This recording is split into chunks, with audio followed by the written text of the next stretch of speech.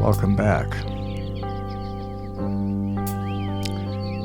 This is Larry Gerndt with another episode of Emerging Truths. Linda Moulton Howe did an amazing show. She resurrected a document from the MJ12 family of documents. And it was so amazing just to review that document. I've actually never read it before. So I thought it was so good, I thought we should go through it, because I'd like to make some comments on it myself. So that's what we're going to do tonight. And let's get right to it. Cue the music and screen share. So on the left, you'll see it's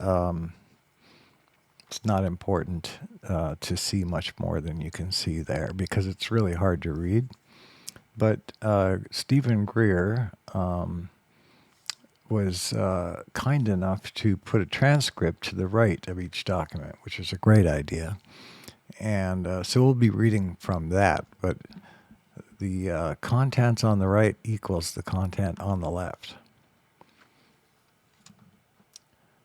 And I'm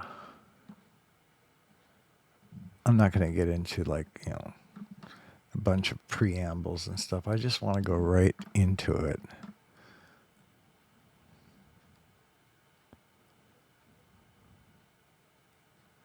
All right, Project Aquarius contains 16 volumes of documented information collected from the beginning of the United States investigation of unidentified flying objects and identified alien craft. The project was originally established in 1953 by order of President Eisenhower under control of NSC and MJ12. That's Majestic 12. People often say that I'm patronizing. That means that I talk down to people. I love that one. Okay. In 1966, the project's name was changed from Project Gleam to Project Aquarius. I wonder if that had anything to do with the dawning of the age of Aquarius. Anyway, the project was funded by CIA confidential funds, non-appropriated. The project was originally classified secret, but was quickly, I'm saying, upgraded to its present classification in December 1969 after Project Blue Book was closed. The purpose of Project Aquarius was to collect all scientific, technological, medical, and intelligence information from UFO IAC sightings and contacts with alien life forms. The orderly file of collected information has been used to advance the United States space program. The proceeding briefing is an historical account of the United States government's investigation of aerial phenomena, recovered alien aircrafts, and contacts with extraterrestrial life forms.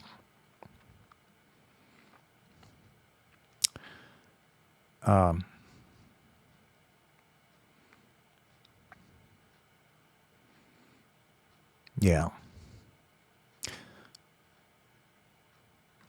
What did I want to say here? I just wanted to mention that no one is sure whether this document is authentic, right?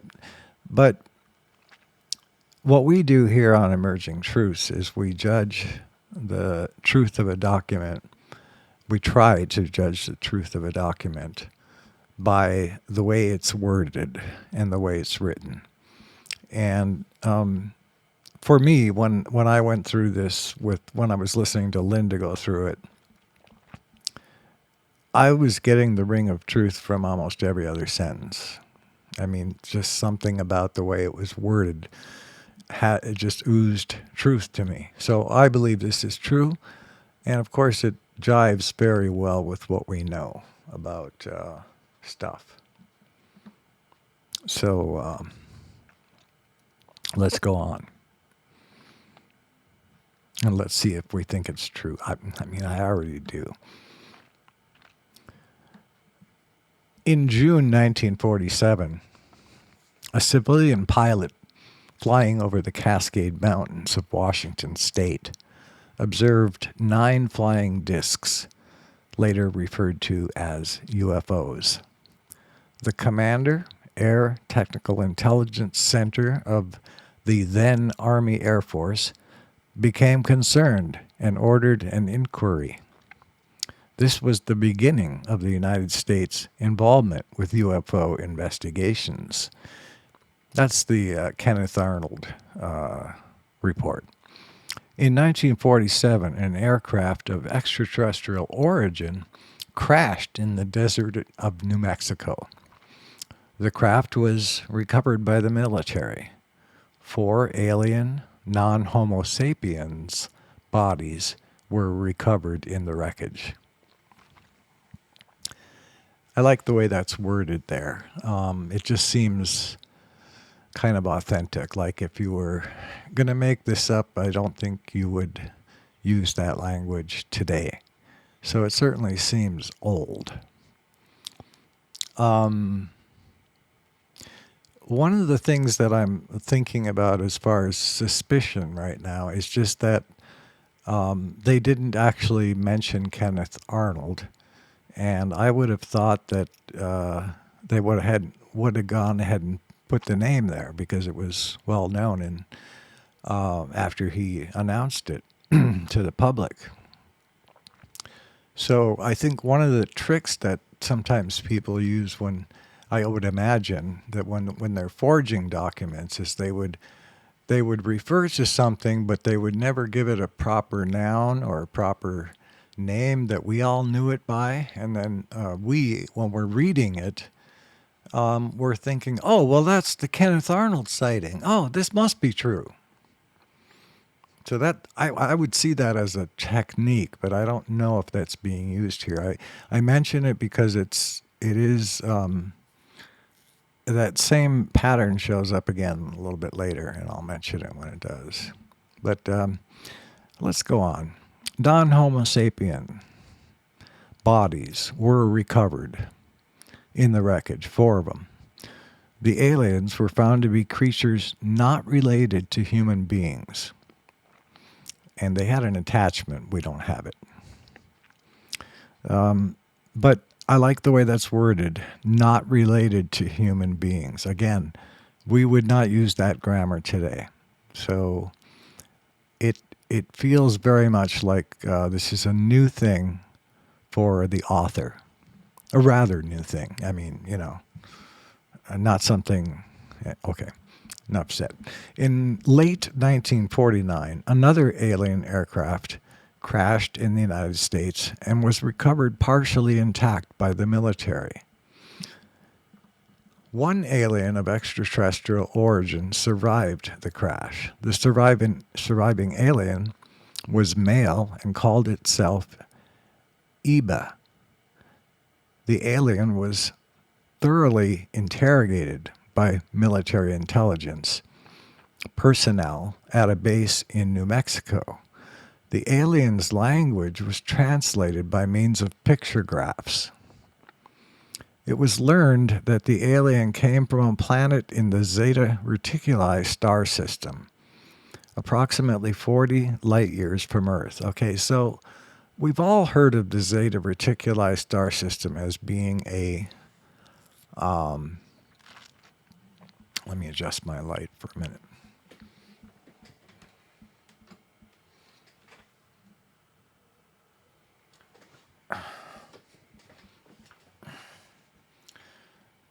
As being, what did I just say? Oh yeah, Zeta Reticuli, right? It's in our vernacular. So the question is, did our vernacular stem from this? Or was this written later and capitalizing on things that we have already heard about as being related to UFOs? So it was learned that the alien came from a planet in the Zeta Reticuli star system approximately 40 light years from Earth. Iba lived until June 18, 1952, which is about, 3 years after he arrived, when he died of an unexplained illness. During the time period Iba was alive, he provided valuable information regarding space technology, origins of the universe, and exobiological matters. Further data is contained in attachment 2, which we don't have. All right, this is good stuff. Yeah, I'm still feeling like it's good, solid.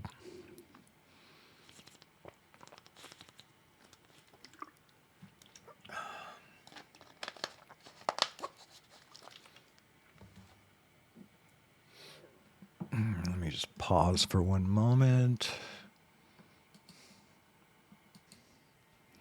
Okay.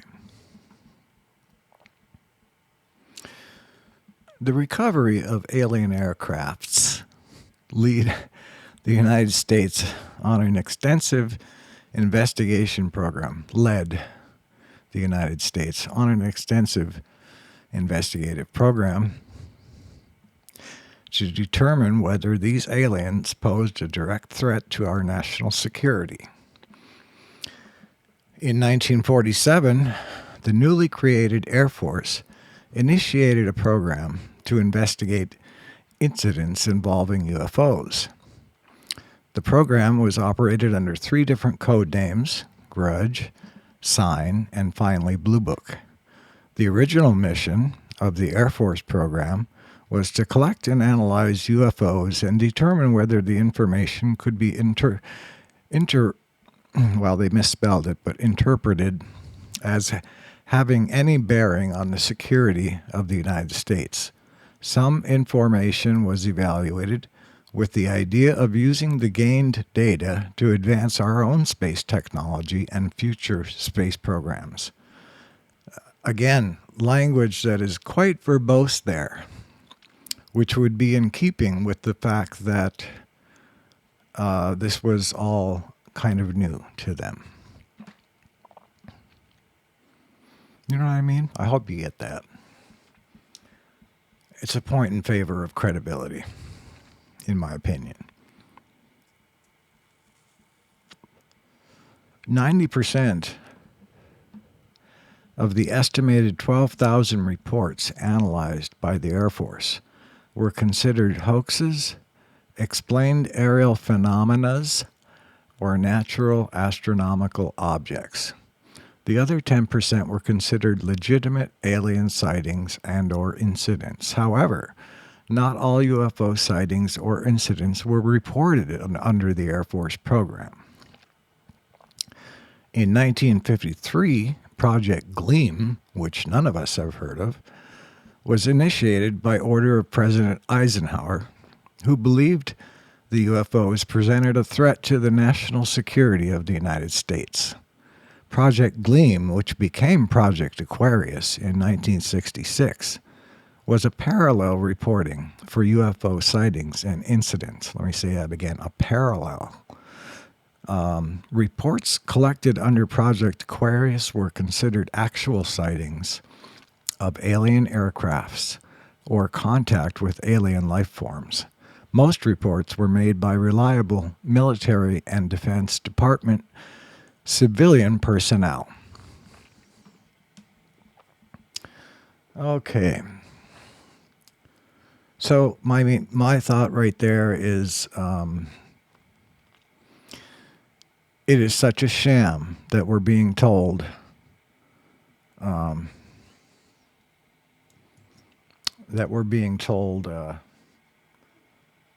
that we don't have information on this or that. They were directed. The DoD was directed by the Gillibrand Amendment that it is now required by law that they produce all UFO data that they have ever collected in a report. And we waited for that report and it didn't come. So the next thing that happened was we brought two DOD officials, bozos, to the Senate hearing, the congressional hearing, and they backtracked from what their last report was. Instead of advancing the issue, they actually backtracked. We talked about that last time, so I'm not going to delve into it right now, but it really makes me mad because I know all of this stuff happened. We have reports going back 70 years, okay? I don't know how much of that was kept, but I am pretty sure it was all kept because this is the most important story of all time, and they know that. It's so big. They're afraid of releasing it for multiple reasons. It might blow up religion. Now, some people don't think it will. I'm pretty sure it will. But the new religion that forms is going to be based on truth, more truth than we used to have. So, it's not that we have to give up our belief in God. We don't know who God is, but we believe that there is something. And, more and more, for me, it's becoming the fact that we're all connected. And I'm believing that more and more. I never used to believe it because it never felt like it. But it's starting to feel that way more for me. And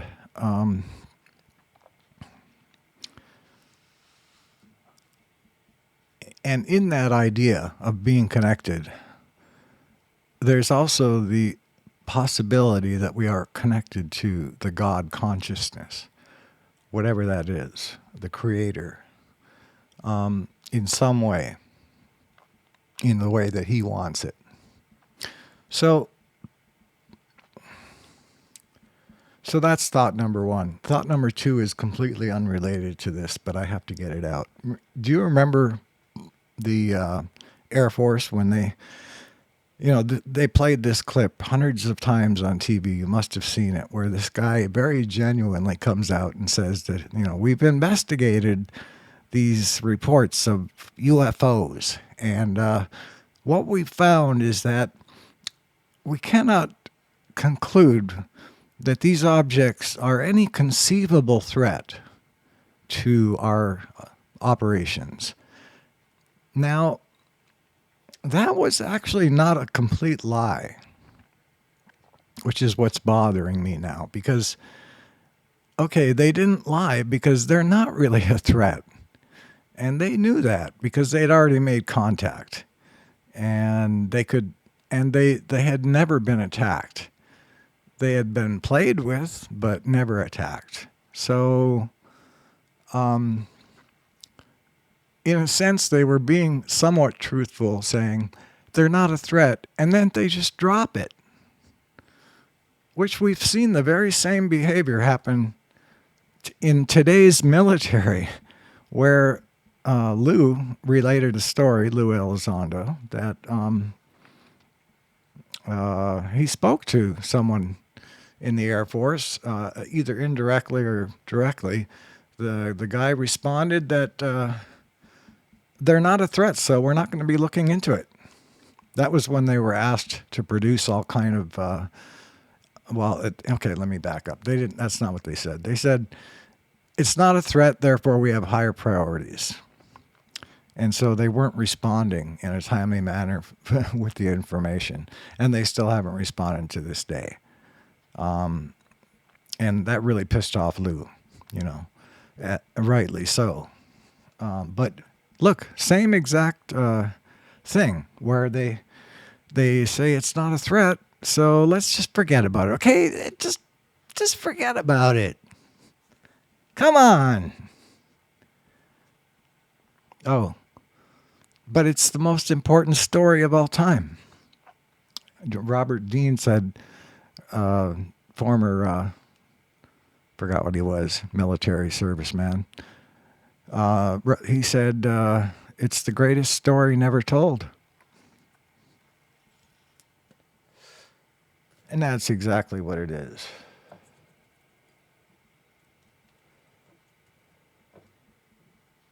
The question is, do we have a breakaway civilization right now? Do we have a breakaway space program that never intends to tell us the truth because it's just too upsetting for the apple cart?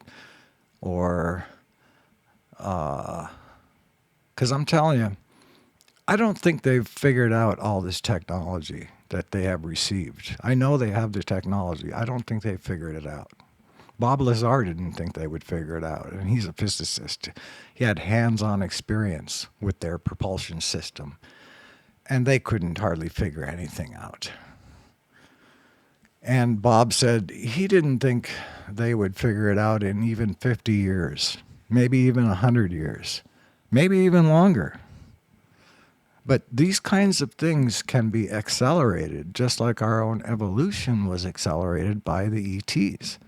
They can accelerate our understanding of physics very easily. And we're at a good point right now where we could understand it. But all of this is being kept under wraps. The ETs aren't helping us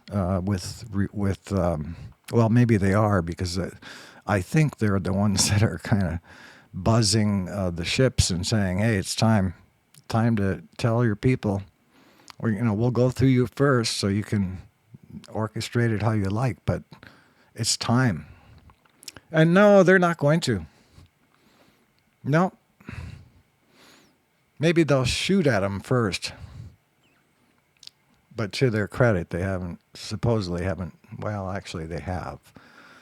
But I don't think they're doing it now. We don't even know. That question was asked of Lou, have we ever shot at one? And he was not allowed to answer that, best of my memory.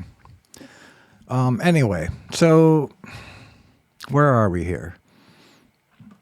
I'm just going to go on because, no.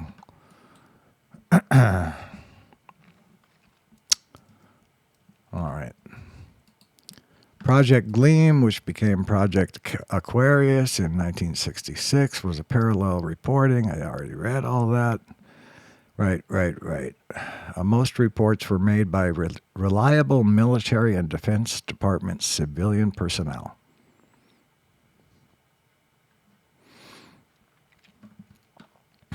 In 1958, the United States recovered a third alien aircraft from the desert of Utah. So now this is getting more unique, right? This is not just copying what we've already heard in the press, because there's only really been one highly publicized crash, and that was Roswell. But now we're talking about a second and a third one. And, sometimes we've heard of a second one, but you really have to, be an astute listener to have heard of a third one. So, and I think there was, but let's go on. 1958, 1 year after I was born, the United States recovered a third alien craft from the desert of Utah. That's very interesting because... Utah, not Nevada. Okay. The aircraft was in excellent flying condition. The aircraft was apparently abandoned by the aliens for some unexplainable reason, since no alien life forms were found in or around the craft. How fascinating. It was left for us as a gift. The aircraft was considered a technological marvel by United States scientists. You're damn right it was.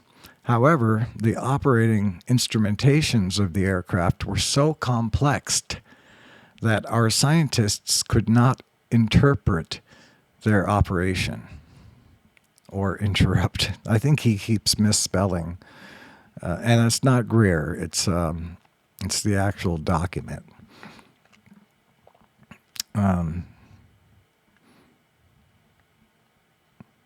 Could not interpret their operation. Yeah, the aircraft was stored in a top security area and analyzed throughout the years by our best aerospace scientists. Throughout the years, the United States gained a large volume of technological data from the recovered alien aircraft. A detailed description and further information regarding the aircraft is explained in Attachment 3, which we don't have. Wah, wah, wah.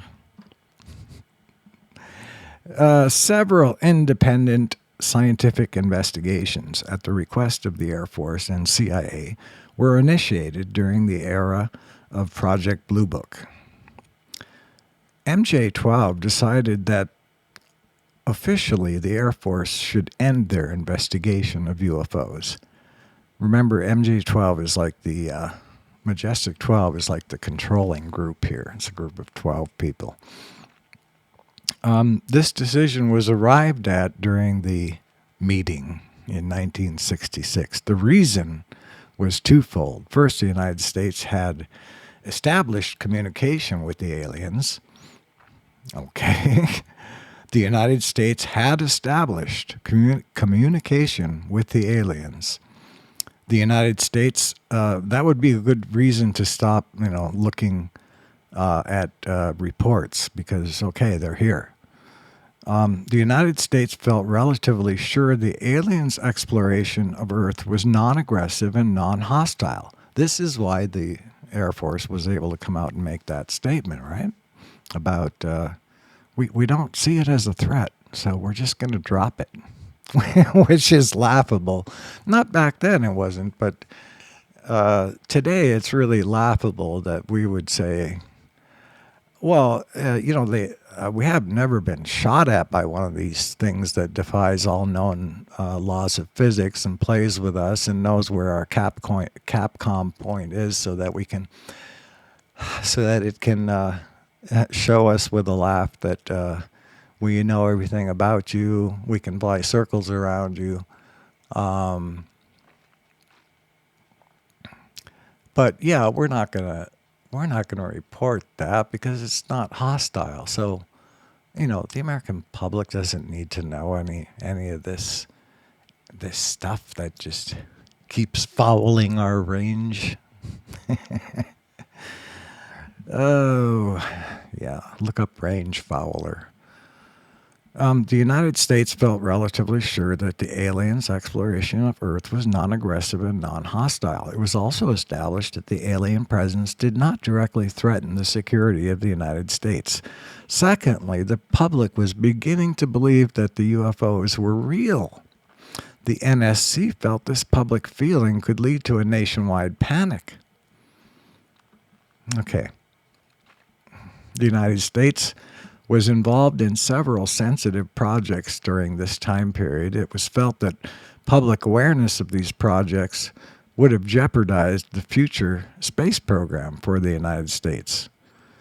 And that's understandable at that point in time. Therefore, MJ-12 decided that independent scientific study of the UFO phenomena would be needed to satisfy public curiosity. Boy, this is the hubris here. We're going to placate the American public because they're starting to think this is real. And that was what Project Blue Book was all about. And J. Allen Hynek, who, by the way, turned out to be a traitor to the original mission of the CIA, which was disinformation, because Hynek later admitted that he believed the phenomena was alien and extraterrestrial. The study concluded. The final official study of the UFO phenomena was accomplished by the University of Colorado under Air Force contract. The study concluded that sufficient data did not exist that would indicate UFOs threatened the security of the United States.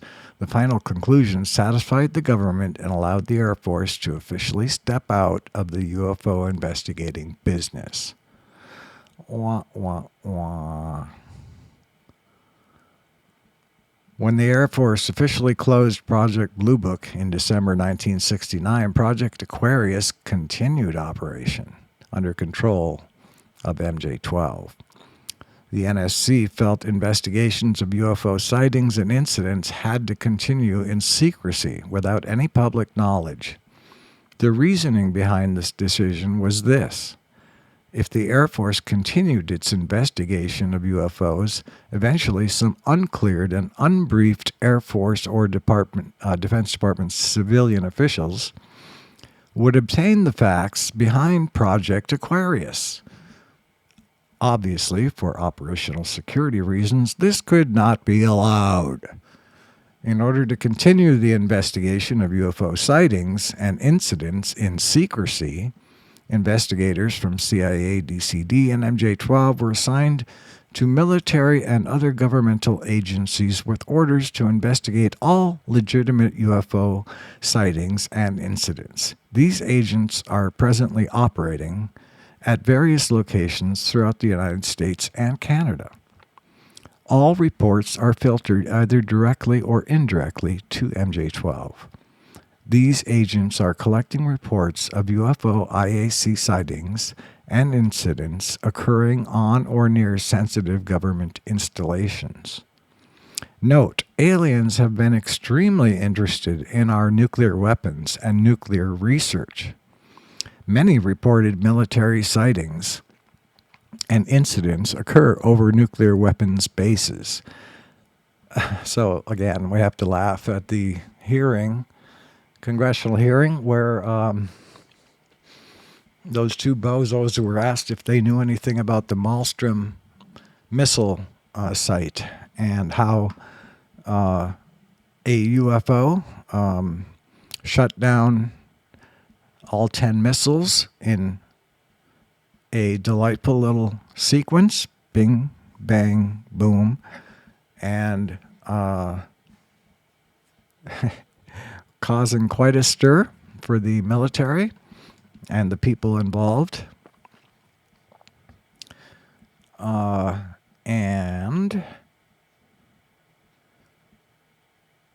when they were asked about that in the hearing, the one guy says to the other, "Did you got anything on that? I've never heard of that." The other guy, "I have no information." So yeah, what's the good word for those two? What's a good name for those two? I'm thinking tick and tack.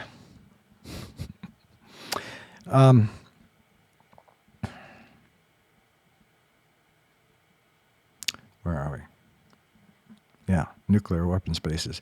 The aliens' interest in our nuclear weapons can only be attributed to the future threat of a nuclear war on Earth. The Air Force have initiated measures to assure the security of the nuclear weapons from alien theft or destruction. Yeah, good luck on that. MJ-12 feels confident the aliens are on an exploration of our solar system for peaceful purposes.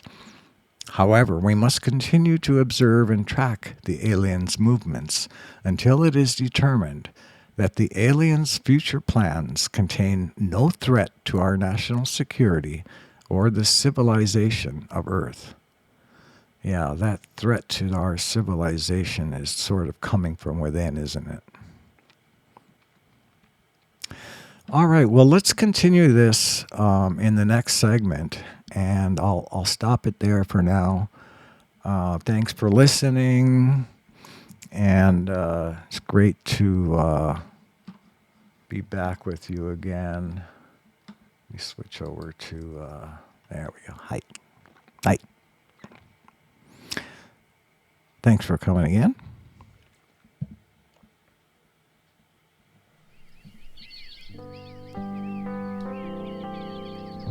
I can't wait to go over the rest of this. What a great document. I'm still trying to get over. I'm still trying to get over what happened in that hearing, and now we don't even know when the next hearing is going to be.